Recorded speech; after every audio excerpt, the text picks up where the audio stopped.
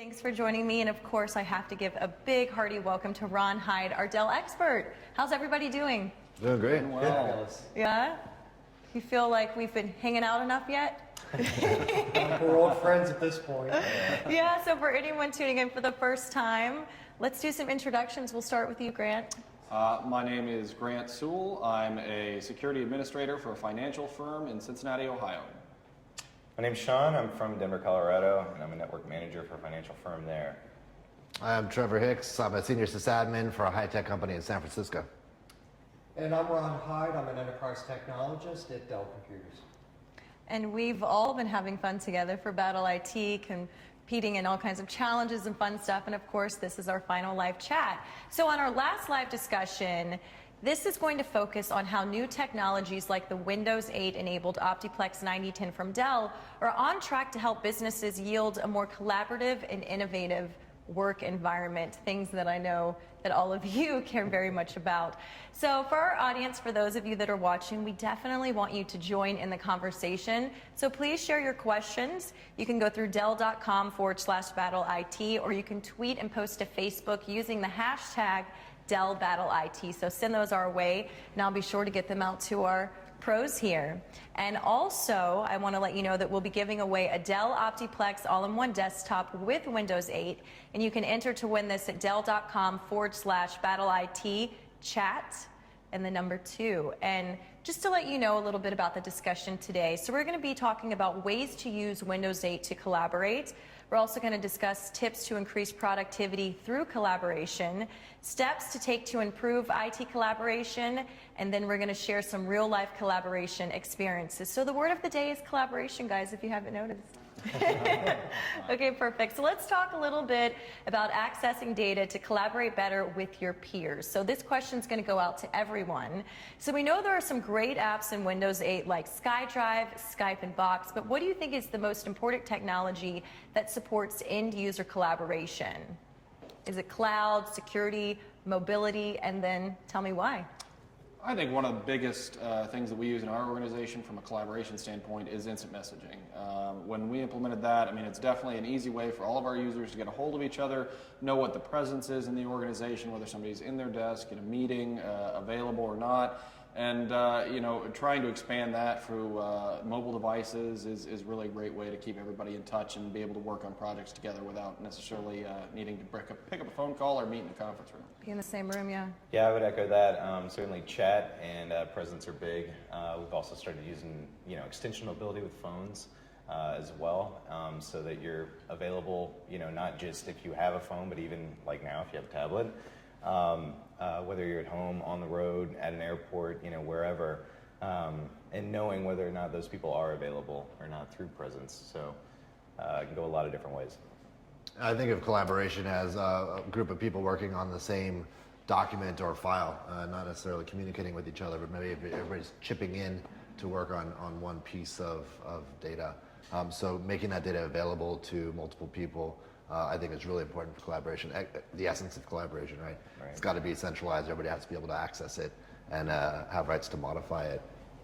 Absolutely, and to build upon what was just said, I think collaboration really is the key to success in today's business, especially in the mid-market range, all the way up to the large corporations.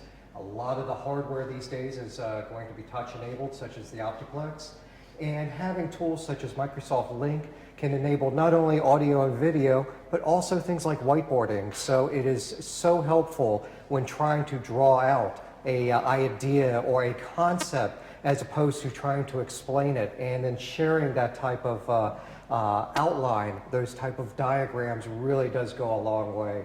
You know what they say about a picture being worth 1,000 words. I love that. So we're going to continue discussing Windows 8 and collaboration. So another question for our pros here. What features of the Dell touch-enabled devices in Windows 8 have you learned to use during Battle IT, and how has it helped you on your task? I really haven't used Windows 8 before. It was interesting to start learning how to use the charms and the touch screen to get around the interface. It took a little while to get used to the tiles and the different, start menu structure or lack thereof. But it actually grew on me really quickly. After a day of messing around with it, I find that I really enjoy it. It makes a lot of sense. It's very intuitive. Yeah, it is. I think it's easy to use. It's intuitive. You don't have to do a lot of figuring out stuff or looking at demos or anything to figure out how to use it. Just playing with it for a few minutes, you feel like you pick it right up. I think the Skype app in particular, when you're talking about collaboration, or it's almost similar to like doing the Google Hangout that we did, So there's definitely a lot of cool features on the tablet for, specifically for collaboration. And I think the intuitive is the thing to echo yet again, because it's one of those. I didn't expect to use the touch features at any point when we were exercising through these tasks, and I found myself just moving around and taking the tablet usage that I've had in the past and just starting to touch the screen and move things around, and it shows you that you don't have so much of a learning curve anymore when it comes to these devices, and anybody can just pick this up, not just because they're using Windows 8 at home maybe, but it's common sense. I mean, I found myself touching the screen and moving things around just because it was the easiest way to do it. Yeah. And I have to say that using Windows 8 really has been more of an evolution of the operating system to go ahead and grow as our hardware base has actually been expanding to include touch technology, mobile platforms such as tablets and smartphones, and then also bringing that to the desktop. So what we have these days is almost an ecosystem of an operating system going from mobile smartphones, tablet devices, all the way to the desktop with that same look and feel to provide the end user the same experience across all of those devices. Right, it goes back to seamless integration. It doesn't matter whether you're on the desktop, the tablet, smartphone, it doesn't matter what type of device, it all looks the same and feels the same and, touches the same. Absolutely. So with that being said, it's very easy to go ahead and do collaboration because now we have something that's unified across all these devices. So Ron, I'm going to continue with you. What are some advantages of having a fleet of all-in-ones like, the Optiplex 9010 for end users? It's having a unified desktop goes a long way with having an all-in-one device. So with the 9010, what you get is a single device that will take up very little real estate on the desk, also taking less power requirements. So if you only have very little places to plug in all your devices, you only need one. Also, the versatility of the 9010 gives you the ability of having Wi-Fi access instead of having to run a wired LAN connection to the device. It can accommodate a broader range of storage devices to include a 2.5 as well as a 3.5-inch drive, so you can repurpose what you already have if you have those high-speed, high-capacity hard drives. And then finally, the touch enablement on the 9010 brings back the point of having that touch interface for collaboration. If you're doing whiteboarding or sharing content with your coworkers, the 9010, the all-in-one, really does bring that ecosystem from the on the desktop to your other systems. And we touched on apps, but can you share some other examples of tech allowing collaboration in the workplace? Sure, I'll go ahead and start. So Microsoft has an application called SkyDrive. With SkyDrive, you're able to share your applications. You can actually go ahead and extend the collaboration with your coworkers, sharing documents, as well as integrating with other tools such as Microsoft OneNote. Share your information up to SkyDrive from your 9010, and then bring it down to your tablet or your smartphone so you can continue to work while you're on the road. So that's one good example. Sure. I'm finding that users will collaborate no matter what I provide to them. They're going to find a way to get it done. I see a lot of users using Google Apps, sharing information with each other that way. I don't see a lot of emailing of files anymore, and that was always a problem in the past. I think that was a problem with the technology at that point, where people would attach a file and then send it, and then modify it and send it back. Nowadays, with things like SkyDrive and with Google Apps, you can actually modify files collaboratively with multiple people at the same time. No, you're cutting out steps, less work. Yep, absolutely. Yeah, absolutely. I think adding in, I'm really excited from a larger enterprise standpoint to see some of the things that are going to be able to be done with the SharePoint integration and utilizing that from a place where I want to secure all my data in my local office or my data center, and then be able to push that out to people, control all the legal aspects of those things from regulatory compliance, and then be able to still do that in a more effective manner, be able to collaborate with mobile devices. Yeah, absolutely. I think we're starting to move that direction with our company. You talk about SharePoint. SharePoint obviously allows a lot of collaboration and versioning, security of the files and stuff. And that's really helpful instead of, the old, I've got to access this file from a drive or whatever. It's almost more like cloud computing, which, is what the direction's going. So it's a lot more beneficial that way. Yeah. So Trevor, Sean, and Graham, when you say that having all your data in one area, localized on one application, makes it easier to manage not only the applications running on these devices, but also keep that data integrity. You know where it is. It's not shared in between multiple applications, third-party applications. You really do have control of your data, which is really the keys of the kingdom of your businesses. Sure, the integrity and the confidentiality of that data. I want to make sure that, in collaboration, you probably don't want to share a particular file with everybody. You probably only want a certain number of people to access it. So having a way to set permissions and allow access based on either user permissions or groups is really important.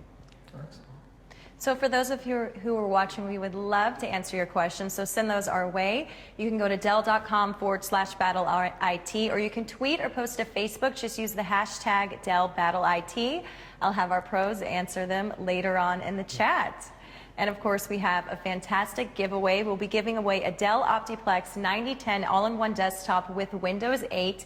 And you can enter to win at dell.com/BattleIT chat 2. So I think that's something you should definitely get excited about. So now we're going to move on to talking about tips for increasing productivity through collaboration. So this is for our pros. What is the best advice that you can give other IT pros to help facilitate IT collaboration with other business locations? So example, would be national, international. Sure. The best advice I can give is communicate. Communicate with the other business units, communicate with your partners. Like I mentioned earlier, people are going to collaborate no matter what. If there's IT involved or not, people are going to find a way to get these things done. For IT pros, make sure you're talking to these business units, the people that are making the decisions, and you can start putting things together to decide how you can enable different units to work better together, so that you're kind of the centerpiece, and then the units are moving around you, and you can help enable people. And to build on that, I think it's a matter of not, as an IT pro, not making a decision in our vacuum of, well, you told me this, so I'm going to implement this, but ensuring that you do an effective pilot, that you're looking at these products, you're evaluating them, you're seeing how your users work with them, because just because it's the best product that you would use and it's very easy for you to do it, it doesn't necessarily mean that that's going to solve the problem for your users, or they're at the same skill levels that they may be. So also having a bit of a variety in those products and that availability that you can do to make it available to them, and looking at that way, I think. Yeah, you certainly got to get a good test environment, and the best test environment, I think, is a production environment. So you want people actually using stuff, breaking it if they can, figuring out, what's the best way to go about using these new devices or new tools for collaboration stuff. And it's actually giving them those tools and seeing if it will work or not work, and kind of dialing it in so that when you are ready to roll it out to everyone else, you've kind of already gotten over all those hurdles. I kind of want to reinforce a little bit more what Grant and Sean just said. I mean, you can't, as IT, you can't work in a vacuum. You really need to make sure that you're providing tools for your end users. You can't just say, here's a tool, use it. You need to make sure that you have requirements, you know what their requirements are, and then find a tool that will match the requirements of those users before you can just deploy something. I got a nice chuckle out of you, Grant. Yeah, I totally agree. I think it also comes down to having your policies regarding remote users need to be very elastic, where they can stretch and grow as needed, but also shrink as we need to keep security in mind. Things like locking down the desktop unauthorized applications, as well as encrypting that data. And then finally, I think the point was made on end user buy-in. If you don't get acceptance from your end users on these policies, on the use of the devices, and also training them on how to use these latest and greatest operating systems and devices, you're not going to get as big of an acceptance in your community. Or return on investment at that point. I mean, you can put all these tools in, but if people don't know how to use them or won't use them because they don't do what they want them to do, you just wasted a lot of time and money. Exactly, and I'm sure you guys have seen also when that happens, what do people do is they find ways to go around the system, and that's when problems start to happen. Yeah, we want to avoid that. So Ron, a question for you. What questions does Dell ask to gain a better understanding of what products and services are needed to boost collaboration in business? So the first thing we do is ask our customers, what is their end goal based on the business needs? Some businesses have a very large remote office.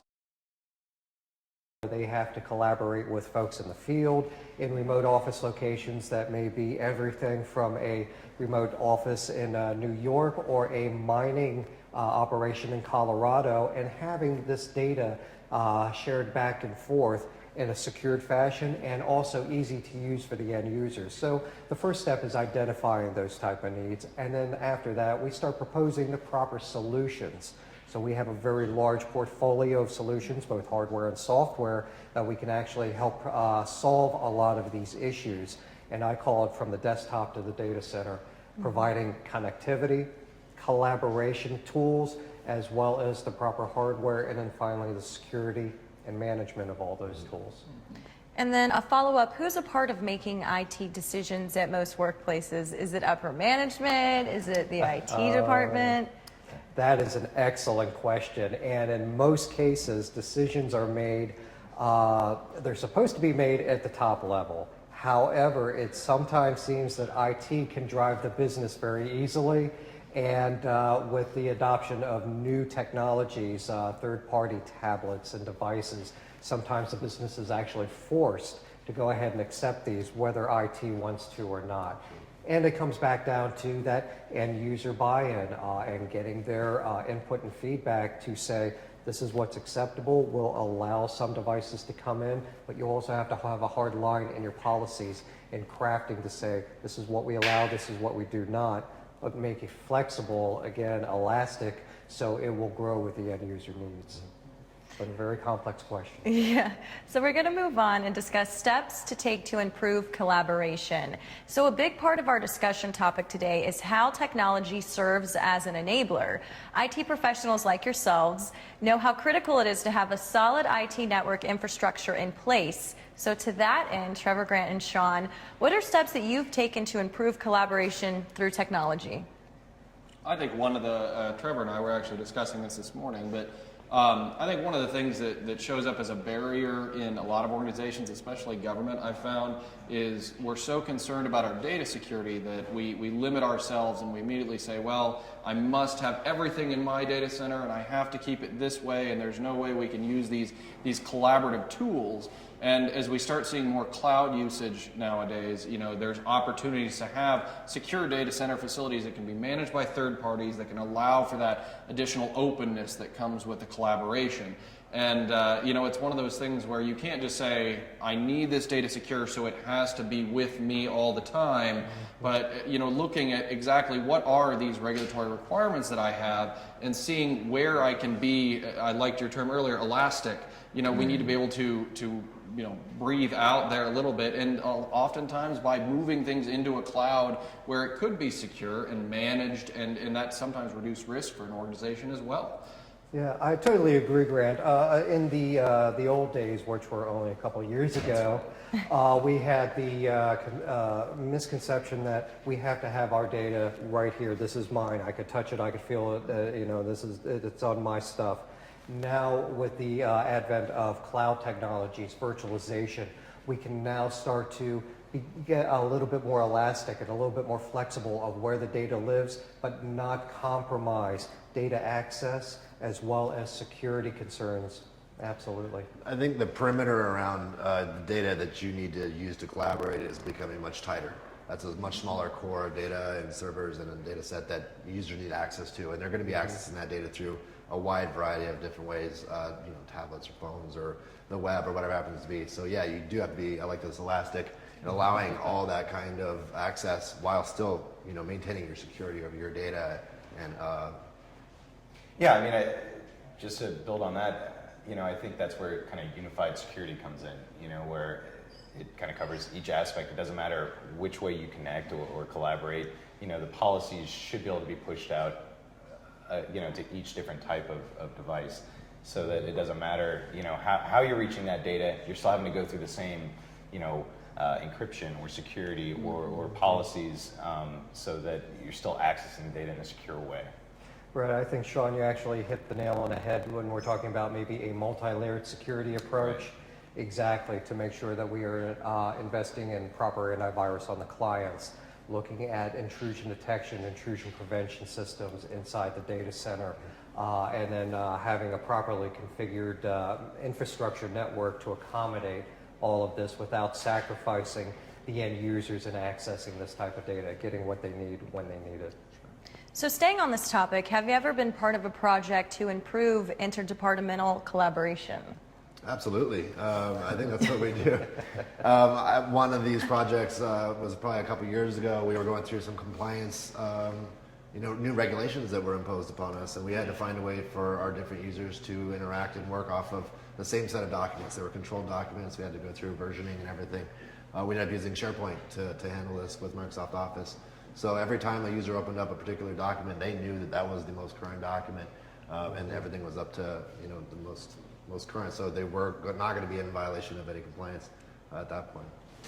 Absolutely, and if I can just kind of expand on this, there are a lot of tools out there and policies already crafted, so you don't have to reinvent the wheel.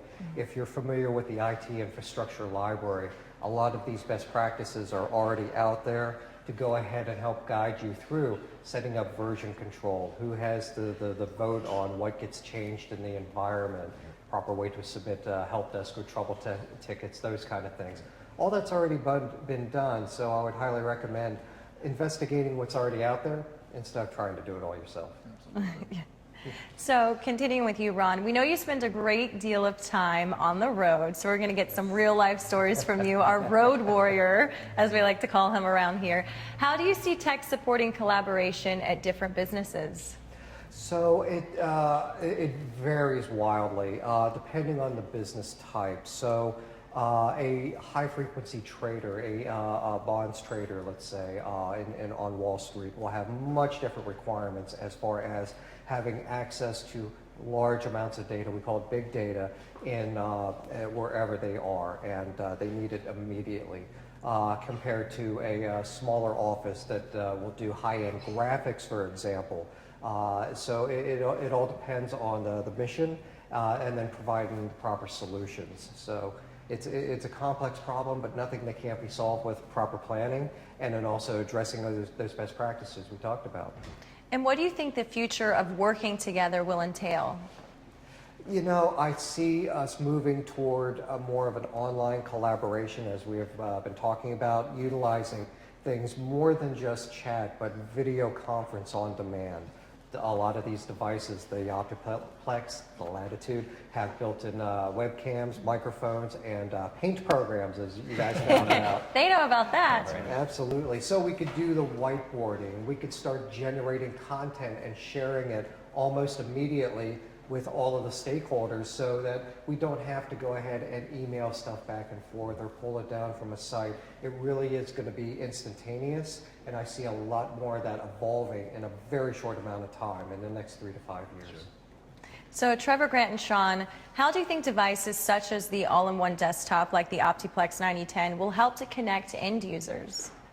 I think one of the things that I'm really excited to see is all the apps that will be developed. Windows 8 is still in a fairly new stage. There's a lot of things that are going to be capable of that people haven't even explored. We've already got Skype and cloud storage and those options that are out there, and those are things that people are using at home already. But especially in the workplace, a lot of times from a security standpoint, we do frown on things like using webcams and video cameras and things like that, where we need to start exploring that and what is the secure method. But I really am excited to see what the app catalog is going to do in the next 6 to 12 months, just to see where we're expanding these things to use the touch technology and the webcams and all the capabilities that are built into it. Exactly, and one nice thing about the Optiplex line is that it is fully manageable by vPro. It does have the AMT chipset on it to help with disk encryption, So if a webcam is not needed, that device can be fully disabled along with microphone or anything else, especially when we're talking about what I would call a secure environment where it would be preferred not to have those. Or simply order those devices, which can be done without those features if you really want to be secure. But we get kind of back into this area where if we're starting to prevent users from communicating, collaborating the way they want to do it, they're going to pull out their Android device or iPhone and start up a G-Chat. I mean, yeah, it goes back to those policies being crafted, being elastic. Absolutely. Yeah, where I see it really improving things is, our company in particular, we spend money on video conferencing units and lots of money on these high-end video conferencing TVs and specific hardware for these actual devices, where now everyone has an Opti or a tablet or whatever. You've got your own video conferencing unit right in your hands, and then everyone would have them. So instead of, I've got to go to this certain room to use this or certain room to use that, and we've only got one in Dallas and Denver or whatever it is, now everyone's got one at the in their hands, and you can be in your office, you can be out by the pool, you can be wherever. So. Well, and what better example but our hangout yesterday? Right. I mean, we were all sitting there in different locations. We had tablets. We were using Optis, and it's an ideal situation. Even through Google, it was a fantastic way to collaborate, and I really enjoyed the hangout myself. it's such a rich experience. I mean, it's like comparing an email to a telephone call, and now we're doing a telephone call to a video chat where you actually can see what people's reactions are and Get more FaceTime. Absolutely. Right. So we've had some audience questions come in, Ron, and then I'll have my pros answer as well. For a company with a primarily remote workforce, would it be too limiting to supply tablets, like the Latitude 10, to all employees? In other words, is a tablet enough of a workhorse for day-to-day needs like document creation, editing, or would an Ultrabook be a better choice? That question's come up a lot, and for the average office worker that is going to be just working on Outlook, email, or generating Word documents or Excel, PowerPoint, the Latitude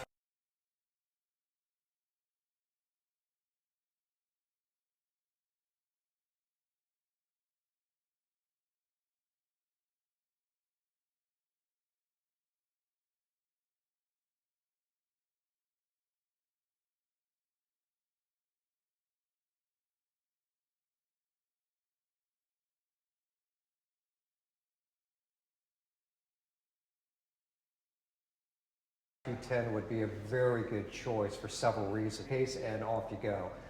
It's nice, the device lasts quite a while with its battery, so you don't have to be looking around extra batteries or other device or charging units with it. I agree. I mean, what I've seen of the tablet so far, it is powerful enough, absolutely, to do things like office creation and email, web browsing, if that's the kind of work that you're doing. And I would save those documents out on the cloud somewhere, SkyDrive or somewhere else, so that everybody could access it. And you can get it from other devices also. I mean, if you needed to get access it from your home computer or from your phone, it would be there as well. And using it, I think from the standpoint of even in mobile, even without the dock, it still has a full USB port built into it. You've got the Bluetooth capability.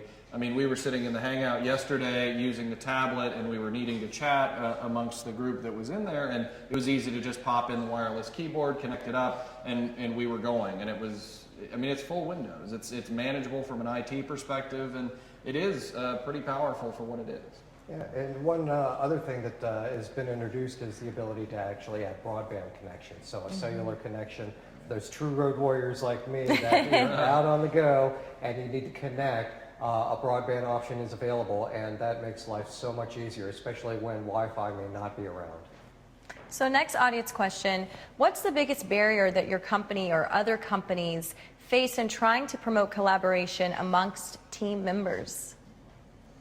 Whoever wants to take it. I'll go ahead and start off, and I know exactly where you guys are going. So it's basically the biggest challenge is breaking down those silos internally, because HR may not agree with what accounting is doing with other groups in the company, and then what's needed is to have all those groups come together and basically craft out the policies, and really that's where it all starts, with the policy creation, the buy-in from your end user community across business units. Yeah, I agree. I think it's wise to do some sort of either monthly or even quarterly meetings with those various department heads to see what they want, because you're going to get different answers, and different responses. But in the end, I think they all will realize that it's beneficial for everyone if they can break down those barriers and get on the same page, use the same types of tools, because it'll make everyone more efficient.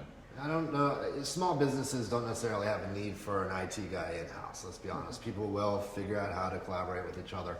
The problem becomes when they start growing to a particular size, they've already established the ways that they're going to collaborate with other people in the business, and it may not be the best solution for a larger organization. So finding a way to work differently in a large organization and change people's approach and attitudes to how do we collaborate has definitely been a big barrier for me.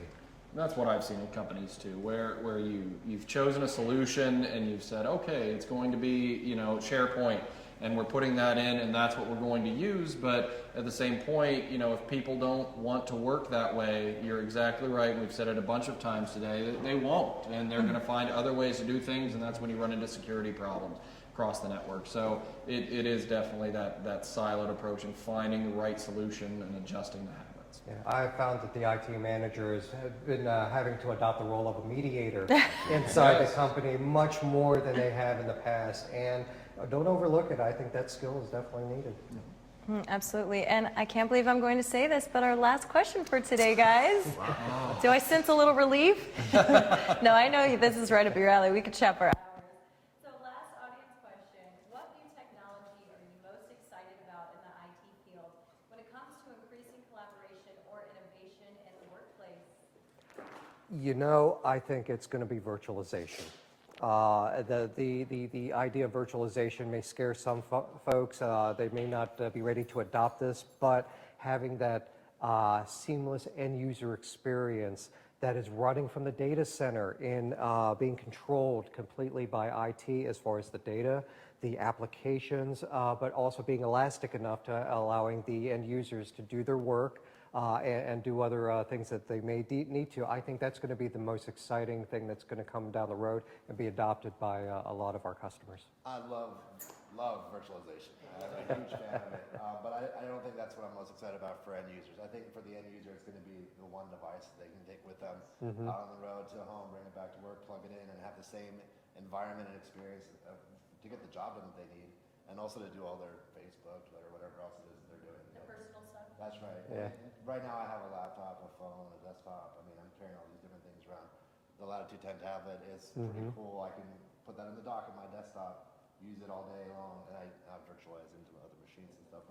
And then take it home with me. I mean, I think that's going to be the most exciting.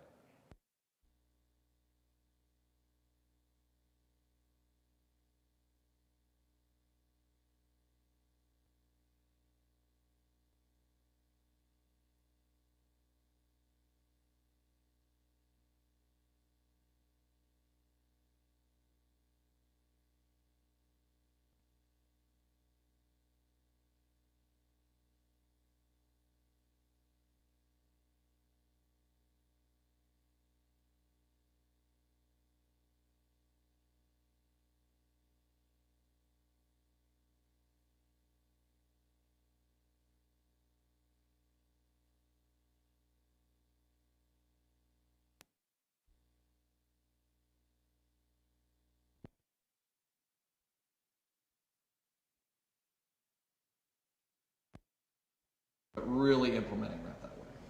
Yeah, for me, I'm actually going to go back to what Ron said, because I felt like you took the words right out of my mouth. But definitely virtualization. I love virtualization, whether it be Hyper-V, VMware. And what I'm really starting to see a lot of is the virtual appliances. It used to be, I've got to have a spam filter box, and I've got to have a router box, and I've got to have this box, and all these boxes, right? And now, if you've got the infrastructure in place, there's just a virtual machine for each of those things, or a virtual appliance, actually. And, it cuts down on your hardware, cuts down on your power costs, space, like we talked about with the Optiplex. And it's great. It's easier to manage.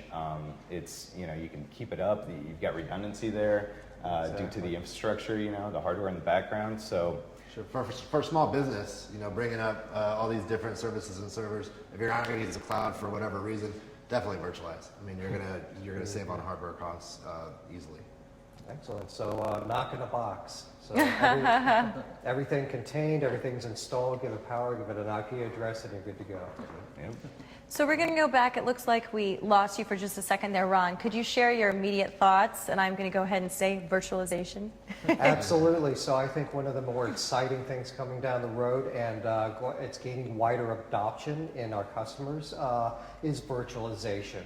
The ability to have the end user experience extended over smartphone and tablet and desktop, controlling all, or I shouldn't say control, but managing all the applications from one point in the data center, as well as the data itself, keeping that in the home base, keeping the keys to the kingdom very close by, so it doesn't get away from us. I think that's something that's going to be very exciting, the wider adoption of virtualization. And Grant, I'll have your follow-up as well. And my fault, yeah. Application virtualization is something I'm very excited about. A matter of, in a very highly secure environment, and even when it's not that way. But we have intellectual property theft seems to be like the #1 thing that we're seeing now. And being able to do these social collaborative things in a environment that's secure and contains data. So putting your applications in a bubble, as you mentioned earlier, which is great. And letting them do those things, but still not having that connection back to where all the data is, so we're protecting ourselves through a barrier from the viruses and malware and everything else that's going on. So I want to remind everyone at home that we are giving away a Dell Optiplex 9010 all-in-one desktop with Windows 8, so you don't want to miss this opportunity. Be sure to enter to win at dell.com/BattleIT Chat 2. And thank you so much, everyone, for joining us for our last live chat. Do you guys have anything final you'd like to say? You've just done such a tremendous job, and I've had such a pleasure with all of you. This past week has been such a wild ride. I've had an awesome time throwing these guys both some softballs as well as hard balls and seeing how fast and hard they could pitch. So thank you very much. A lot of fun. Yep, it's been a great time. Been a pleasure to work with everybody. Great. Well, thanks, audience, for watching and contributing your questions. And we will say goodbye here from Battle IT. Thank you so much for joining us.